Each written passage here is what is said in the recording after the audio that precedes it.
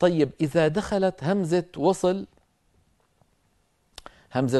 على همزة قطع، الآن همزة وصل يعني التي تسقط في درج الكلام دخلت على همزة قطع، طبعا لما تدخل عليها لابد أن تكون الثانية التي هي همزة القطع تكون ساكنة. فإن حدث ذلك، إن دخلت همزة الوصل على همزة قطع ساكنة، ماذا نفعل؟ وما الحل؟ الحل كما نعلم، إذا كما ذكرت منذ قليل، نبدل الهمزة الساكنة التي هي همزة قطع، نبدلها حرف مد مجانس لحركة الهمزة الأولى. منذ قليل قلت لكم ائتوني، هذه الهمزة التي في الأول همزة وصل، بدليل لو وضعنا قبلها واو نقول وأتوني، كما قال يوسف وأتوني بأهلكم أجمعين في سورة يوسف، وأتوني، وهي أصلا وإئتوني، لكن الهمزة الأولى التي هي همزة الوصل سقطت في درج الكلام، فبقيت همزة القطع التي هي الساكنة وأتوني.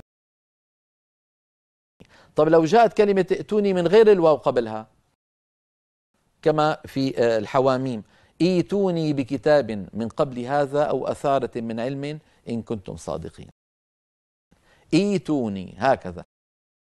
كيف هل نبدأ بها ائتوني؟ لا، نبدأ بها ائتوني. إذا دخلت همزة الوصل على همزة قطع ساكنة، فإننا نبدل الهمزة الساكنة التي هي همزة القطع حرف مد مجانس لحركة الهمزة الأولى.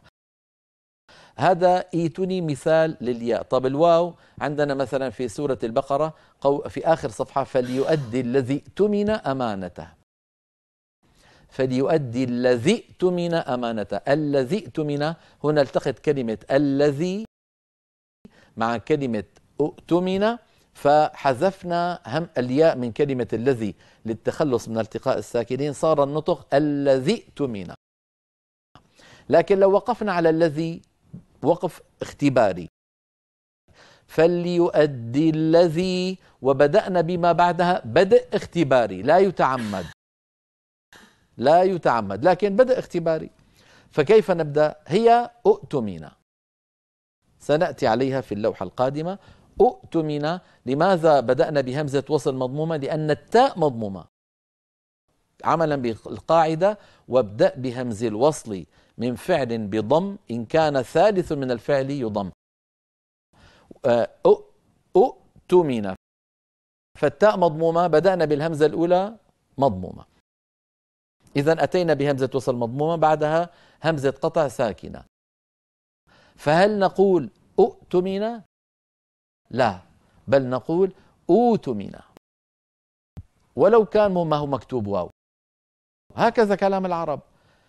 فليؤدي الذي بدأ اختباري اوتمن أمانته، ولا يتعمد هذا، لا يتعمد هذا البدء.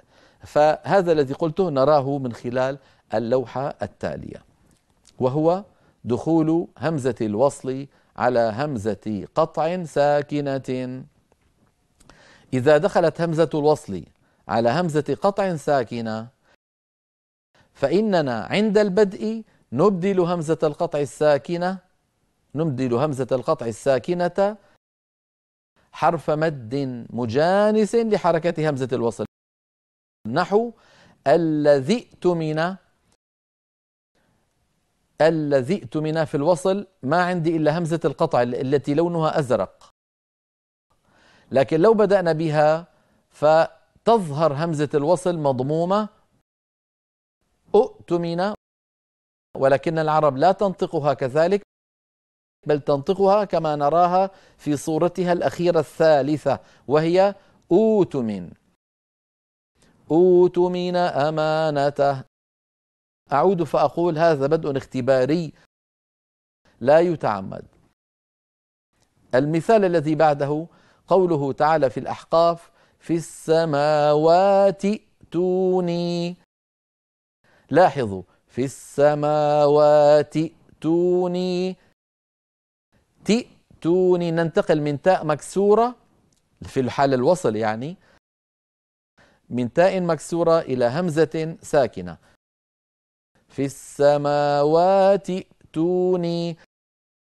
فإن وقفنا على في السماوات، أم لهم شرك في السماوات، أم لهم شرك في السماوات، وأردنا أن نبدأ ائتوني بكتاب، فنبدأ بها بإيش؟ بهمزة مكسورة. المرحلة الأولى ائتوني، لكن العرب لا تقول ائتوني، بل يقولون كما نرى في الوضعية الأخيرة والثالثة ائتوني. واضح أيها الإخوة؟ المثال الثالث من سورة يونس: قال الذين لا يرجون لقاء نأتي بقرآن. لقاء نأتي، ننتقل من نون لقاءنا إلى همزة إيتي الساكنة التي لونها أزرق. لكن لو وقفنا على لقاءنا وبدأنا بالكلمة الثانية بدء اختباري، نقول ائتي، ولكن العرب لا تجمع بين همزتين ثانيتهما ساكنة. ننتقل إلى الصورة الأخيرة التي نفعلها، وهي إيتي بقرآن. فإذا لا بد أن يكون النطق كما شرحنا. المثال الرابع من سورة التوبة الآية 49، قوله تعالى: ومنهم من يقول ذلي. يقول ذلي، فلو وقفنا على يقول ومنهم من يقول وبدأنا بدء اختباري، نقول ائذن لي. ائذن، لكن العرب لا تقول ائذن. ماذا يفعلون؟ يبدلون الهمزة الساكنة ياء مجانسة للكسرة قبلها، فبدل من أن يقولوا ائذن يقولون كما نرى في الصورة الثالثة والأخيرة إيذن لي. إيذن لي. أعود فأقول أيها الإخوة: كل الذي أمامكم هي أمور للاختبار ولا تتعمد. لماذا لا تتعمد؟